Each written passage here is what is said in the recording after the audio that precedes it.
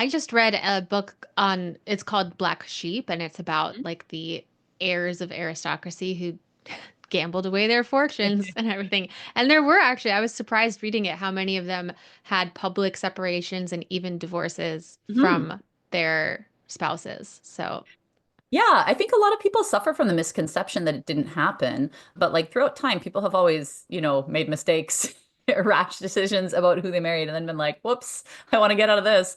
That's not a new phenomenon, whether it's socially acceptable or not. That can change with the times. But there have always been some people who sought to do that, and people who are on the lower end of the economic spectrum couldn't afford to get like a real divorce, but would often just live separately and sometimes even remarry and commit bigamy without ever having done anything to resolve their former union. And nobody really, it might cause a scandal, but nobody cared that much about it if you didn't have an inheritance to protect, right? When I right. say nobody cared, I mean, I guess, some people cared, like the busybodies of the neighborhood care, but it wasn't a huge deal if you didn't have heirs to fight over something. With the aristocracy, it was more of a huge deal because if you're dividing up your income, people have a title, people have land that they want to claim.